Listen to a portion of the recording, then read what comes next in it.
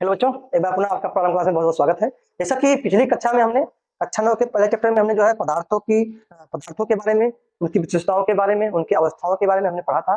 तो उसी में चैप्टर में कुछ बचा हुआ था क्योंकि वीडियो कुछ लंबा हो रहा था, तो हमने सोचा कि उस चैप्टर से थोड़ा सा हम 10-5 मिनट का वीडियो जो है कुछ इसमें बचे हुए हैं उसको मैं एक नए वीडियो में बढ़ा देता हूँ। तो उसमें जो बचा हुआ है उसमें क्या है, आपका बॉइलिंग पॉइंट है, गलनांक है, इसके बाद क्वथनांक क्या कहते हैं, फ्रीजिंग पॉइंट है, सब्लिमेशन है, वाष्पीकरण है। ये थोड़ा सा बचा हुआ है, इसको हम लोग पढ़ लेते हैं कि ये है क्या, ठीक है, इसकी परिभाषा क्या है, इसको हम लोग दैनिक जीवन में इसका उपयोग कहाँ होता है, कहाँ हम इसके बारे में जो है हम इसका फेस करते हैं, इसके बारे में हम लोग पढ़ते हैं। तो हम शुरू करते हैं। देखो बच्चों सबसे पहले हमने पढ़ा था कि पदार्थ की विशेषताओं के बारे में। तो जितने भी है, चाहे क्वथनांक हुआ, चाहे गलनांक हो, चाहे वाष्पीकरण हो, चाहे सब्लिमेशन हुआ, जिसको हम ऊर्ध्वपातन कहते हैं, सब पदार्थों से ही जुड़े हुए हैं, उन्हीं की विशेषताओं के ऊपर आधारित है। तो उसी के बारे में हम लोग पढ़ते हैं। तो देखिए, सबसे पहला भी बच्चों है क्या है कि क्वथनांक क्या है, क्वथनांक क्या है। तो सबसे पहले क्वथनांक के बारे में पढ़ते हैं कि जिस ताप पर, क्या लिखे हम, जिस ताप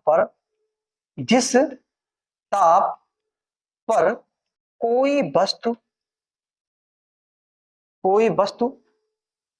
द्रव अवस्था से कोई वस्तु द्रव अवस्था से वाष्प अवस्था में परिवर्तित होने लगे, उसे ही उस वस्तु का क्वथनांक, या इसी को हम लोग बॉइलिंग पॉइंट कहते। क्या हमने बताया, जब कोई वस्तु जिस ताप पर द्रव अवस्था से वाष्प अवस्था में बदलने लगे, उसी अवस्था को वस्तु का क्वथनांक कहा जाता है। जैसे आप चित्र में देख रहे हैं, जल, शुद्ध जल का जो क्वथनांक होता है बच्चों, शुद्ध जल का क्वथनांक जो होता है कितना होता है, शुद्ध जल का जो क्वथनांक होता है वो 100 डिग्री सेंटीग्रेड होता है। इसका मतलब ये हुआ प्यारे बच्चों कि 100 डिग्री, जब किसी जल का तापमान 100 डिग्री सेंटीग्रेड होता है, उस पर क्या होता है, वस्तु सॉरी जल क्या होता है, उबलने लगता है, उसमें वाष्पन प्रक्रिया मतलब शुरू हो जाती है। तो जिस ताप पर ये प्रक्रिया होती है, तो यहाँ शुद्ध जल का क्वथनांक है 100 डिग्री सेंटीग्रेड होता है। हाँ, कुछ वस्तुओं का क्वथनांक क्या होता है, अलग अलग होता है, लेकिन हम क्योंकि शुद्ध जल की बात कर रहे हैं तो शुद्ध जल का जो क्वथनांक होता है बच्चों 100 डिग्री सेंटीग्रेड होता है। अगला जो स्टेप हमारा, अगला जो है हमारी परिभाषा हिमांक है।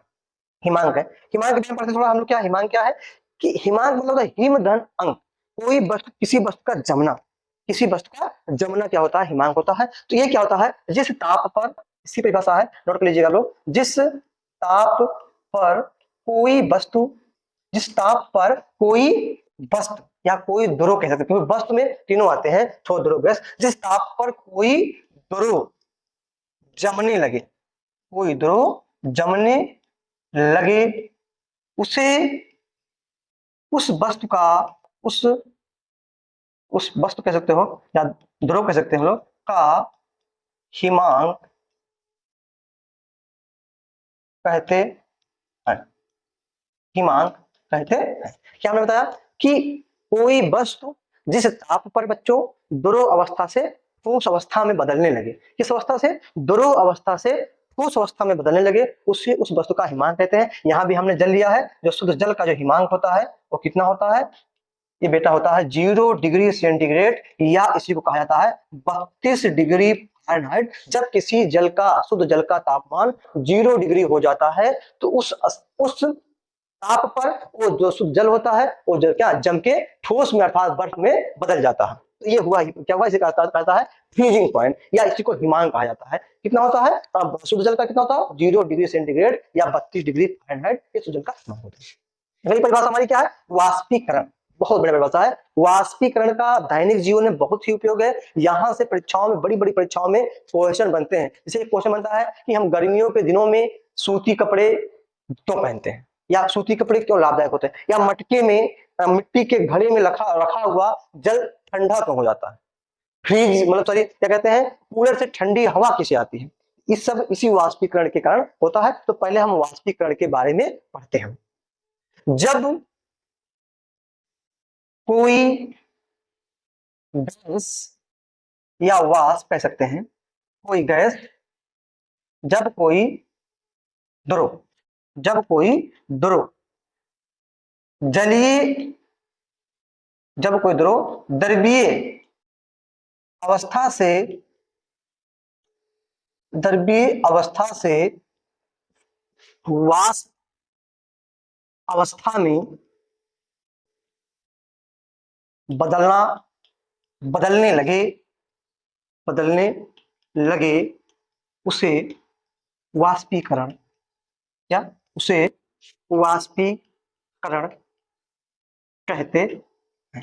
समझिएगा ध्यान से, जब कोई द्रव गैसीय, द्रव अवस्था से गैसीय अवस्था में या उसी को वाष्पीय अवस्था में बदलने लगे तो उसे हम वाष्पीकरण या इवोपोरेशन कहते हैं। जैसे आप लोगों ने देखा होगा, घरों में दैनिक देखते हैं कि जब हम लोग अपने घरों में देखते हैं ध्यान से, जब खाना बनाया जाता है या जब तो पानी क्या होता है, आज जैसे हम चावल बनाते हैं या कुछ भी बनाते हैं उसमें रखते हैं जल को, जब गर्म करते हैं तो ये जल में देखते हैं धीरे धीरे क्या होता है, ये क्या जब गर्म होता है तो वाष्प निकलता है। तो ये जो वाष्प निकला यही क्या हुआ, वाष्पीकरण हुआ। और इसी वाष्पीकरण के कारण जो बारिश होती है, इसी यही कारण जो होता है बारिश होती है। होता क्या है बच्चों कि सपोज करिए समुद्र है, बड़े बड़े समुद्र है, तालाब है, यहाँ क्या होता है बच्चों, पानी भरा हुआ होता है। और जब सूरज का प्रकाश पड़ती है गर्मियों में तो ये पानी क्या होता है, गर्म होता है। और पानी के जल के गर्म होने से यहाँ से क्या होता है, वाष्प क्या होते हैं, निकलते हैं। तो ये वाष्प बनके कहाँ, हमारे आसमान में जाके बादलों के रूप में इकट्ठा रहता है, जल की, और जल की बूंदों के रूप में इकट्ठा होते हैं।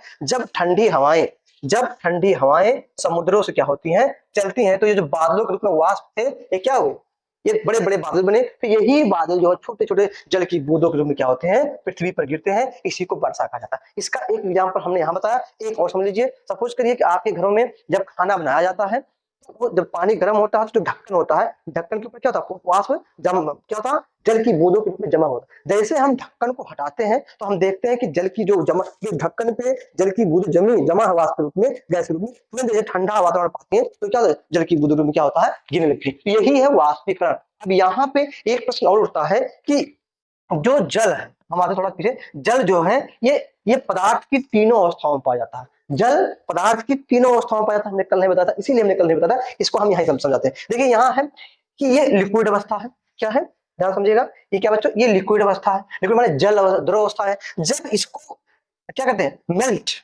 जब ये मेल्ट होगा, मेल्ट माने क्या कहते हैं, जब ये इसको याद देखते हैं, जब इसमें गर्म होगा, क्वथनांक की प्रक्रिया हुई, वाष्पीकरण हुआ, तो क्या बना, ये वाष्प बना। और जब वाष्प ठंडा हुआ, जब वाष्प ठंडा हुआ तब क्या बना, जल बना। क्या बना, जल बना। और जब जल ठंडा हुआ तो क्या बना, स्वाल बने, क्या कहते हैं इसको, बर्फ बना। तो कहने का मतलब जो जल को क्या करते हैं, जब हम जल को यहाँ पे गर्म करते हैं तो क्या बनता है, वाष्प बनता है। वाष्प कौन अवस्था है, गैसीय अवस्था। जब वाष्प को हम क्या करते हैं, ठंडा करते हैं तो क्या बनता है बच्चों, तो ये जल बनता है। और जब जल को हम पुनः ठंडा करते हैं तो क्या बन जाता है, बर्फ बन जाता है। और ये देखिए, ये द्रव अवस्था हो गया, ये ठोस अवस्था हो गया, और आपका जो वाष्प है ये गैस अवस्था है। इसीलिए कहा जाता है कि जल जो है तीनों अवस्थाओं में पाया जाता है, ठोस अवस्था, द्रव अवस्था व गैसीय, तीनों अवस्थाओं में जल पाया जाता है। एक चीज यहाँ समझते हैं, हमने भी आपको बताया कि हम गर्मियों के दिनों में सूती कपड़ा क्यों पहनते हैं, हमें सूती कपड़ा गर्मी के दिनों में हम क्यों पहनते हैं, ये हमारे मतलब क्या कारण। देखिए जब गर्मी होती है, क्योंकि तो क्या होता है, पसीना हमारे शरीर में क्या होता है, पसीना होता है, इसी कारण वाष्पीकरण होता है कि हमारे शरीर से क्या होता है, पसीना निकलता है, और पसीना निकल क्या था, फिर वो वाष्प बन के बाहर मिल जाता है। लेकिन जब हम गर्मियों में सूती कपड़ा पहनते हैं तो जो पसीना होता है वो कहाँ, क्योंकि वो भी जल है, तो हमारे क्या सूती कपड़े में क्या होता है, उसी में इकट्ठा रहता है, धीरे धीरे वाष्प बनता है, और हमको क्या होता है, धीरे ठंडेपन का एहसास होता है। क्या होता है, ठंडेपन का एहसास होता है। यही कारण होता है घड़ों में जो मिट्टी के घड़े होते हैं वो वाष्पीकरण के कारण ही क्या होता है, वो ठंडे होते हैं। पूछा जाता है कि मिट्टी के घड़ों में भरा हुआ जल क्यों ठंडा होता है, तो मिट्टी के घड़ों में जो क्या हुआ, जल भरा हुआ होता है, खासकर गर्मियों में जब हम खूब पीते हैं तो वाष्पीकरण के, क्यों वाष्प उसमें क्या था, वो वाष्पीकरण होता है, फिर जिसके कारण क्या होता है, वो ठंडा होता है। ये कारण हुआ वाष्पीकरण के, ये इतने कारण है। अगला जो पॉइंट हमारा है गलनांक है। गलनांक माने देखिए दो शब्दों से मिलकर बना एक गलना, किसी चीज का गलना। जिस ताप पर, इसको देखते हैं बच्चों, जिस ताप पर, जिस ताप पर कोई पदार्थ, कोई पदार्थ ठोस अवस्था से, ठोस ठोस अवस्था से द्रव अवस्था में द्रव अवस्था में बदलने लगे उसे उस पदार्थ का उसे उस पदार्थ का गलनांक कहते हैं। गलनांक कहते हैं। जैसे बच्चों बर्फ बर्फ जो होता है, बर्फ का जो गलनांक होता है, बर्फ का जो गलनांक होता है बच्चों कितना होता है? कमरे के ताप के बराबर। कमरे के ताप या आप मान सकते हो 4 डिग्री सेंटीग्रेड होता है। अर्थात इस ताप पर बर्फ क्या होता है? गल कर, बर्फ क्या है? ठोस अवस्था होता है, गल कर इसमें द्रव अवस्था में बदल जाता है। तो जिस ताप पर कोई पदार्थ ठोस अवस्था से द्रव अवस्था में बदलने लगे वो उसका गलनांक होता है। देखिए अब गलनांक का कॉन्सेप्ट हम लोग आगे पढ़ेंगे, क्योंकि जब ठोसों के बारे में पढ़ेंगे तो पदार्थ, हम धातुओं के बारे में पढ़ेंगे तो उसमें हम सोने का गलनांक, लोहे का गलनांक, चांदी का, बहुत सारी वस्तुओं पदार्थों के गलनांक के बारे में हम पढ़ेंगे। तो हमने क्या बताया? जिस ताप पर कोई पदार्थ ठोस अवस्था से द्रव अवस्था में बदलने लगे वो उस पदार्थ का क्या होता है? गलनांक होता है। ये है बहुत ही इंपॉर्टेंट, इसको नोट कर लीजिए, बहुत ही इंपॉर्टेंट है। ऊर्ध्वपातन क्या है? ऊर्ध्वपातन, जिसको कहता है सब्लिमेशन। हमने बताया कि जितने भी पदार्थ होते हैं, कोई ठोस हुआ, ठोस को जब हम क्या करते हैं? गर्म करते हैं। ठोस को जब हम बताया हमने गर्म करते हैं तो द्रव बल बनता है। फिर द्रव को जब हम गर्म करते हैं बच्चों तो क्या बनता है? ये एक गैस बनता है, माने वाष्प बनता है। फिर इसको जब हम ठंडा करते हैं तो क्या बनता है? ये गैस को ठंडा करेंगे फिर द्रव बनेगा। फिर जब द्रव को ठंडा करेंगे तो क्या बन जाएगा? ठोस बन जाएगा ठंडा करने पर। ठीक, ये हमने अभी पढ़ा था, क्वथनांक, गलनांक, हिमांक के बारे में पढ़ा था। लेकिन कुछ पदार्थ ऐसे होते हैं, कुछ पदार्थ बच्चों ऐसे होते हैं कि जिनको जब हम गर्म करते हैं तो बिना द्रवित हुए, बिना द्रव में बदले सीधे किसमें?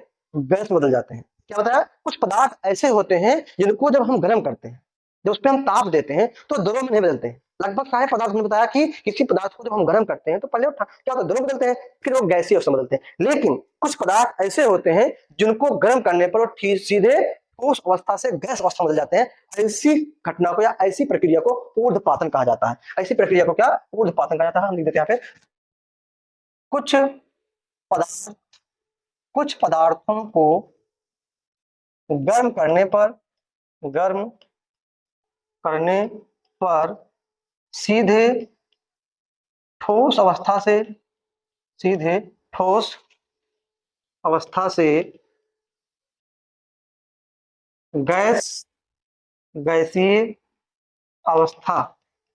गैसीय अवस्था में बदल जाते हैं। ऐसी प्रक्रिया को ऊर्ध्वपातन कहते हैं। उदाहरण के रूप में कपूर, आयोडीन, ये कपूर हमने बताया कि कपूर एक ऐसा पदार्थ होता है जिसको जब ठोस होता है, आप इसको घर पे अपने कर सकते हैं कि जब इसको गर्म करते हैं तो ध्यान से आप करेंगे घर पे अपने, तो इसको देखते हो जब इसको गर्म किया जाता है तो ये बिल्कुल द्रवित नहीं होता, सीधे वो क्या होता है? गैसीय अवस्था में बदल जाता है। देखिए इसका चित्र बनाया हुआ एक कपूर है, इसको नीचे ताप दिया जा रहा है और देखिए ये जो गैसीय ठोस अवस्था से क्या गैसीय अवस्था में जो बदल रहा है, यही प्रक्रिया क्या कहती है? ऊर्ध्वपातक कहती है। अर्थात इसको हम ठोस अवस्था को जब हम कपूर को जब हम गर्म करते हैं तो सीधे वो गैसीय अवस्था में परिवर्तित हो जाता है और जब उसी गैस को अगर हम ठंडा करें तो फिर हमको ठोस मिल जाता है। बाकी सारी प्रक्रियाओं में आपने पढ़ा, हमने सीखा कि किसी भी पदार्थ को जब हम गर्म करते हैं तो द्रव पे बदलता है, फिर द्रव को जब हम गर्म करते हैं तो गैस बदलता है। लेकिन ऊर्ध्वपातन में कपूर ऐसा पदार्थ है या आयोडीन ऐसा पदार्थ है जिसको गर्म करने पर सीधे वो ठोस से गैसीय अवस्था में बदल जाता है। तो यही ऊर्ध्वपातन है। यही 5 कॉन्सेप्ट आपके पहले चैप्टर में बचा था। क्या? ऊर्ध्वपातन, गलनांक, वाष्पीकरण, आपका हिमांक और क्या था? क्वथनांक। ये 4 जो है 5 परिभाषाएं बची थी आपके कक्षा 9 की एनसीईआरटी के पहले पार्ट में, इसको हमने क्लियर कर दिया। अब अगला जो पार्ट है, अगला बच्चों पार्ट हमारा है हमारे आसपास के पदार्थ, शुद्ध पदार्थ में पढ़ेंगे। शुद्ध पदार्थ क्या है, शुद्ध क्या है, मिश्रण क्या है, मिश्रण कितने प्रकार के होते हैं, यौगिक क्या है या यौगिक कितने प्रकार के, इसके बारे में हम पढ़ते हैं। आज के लिए इतना ही। आपको बहुत बहुत धन्यवाद।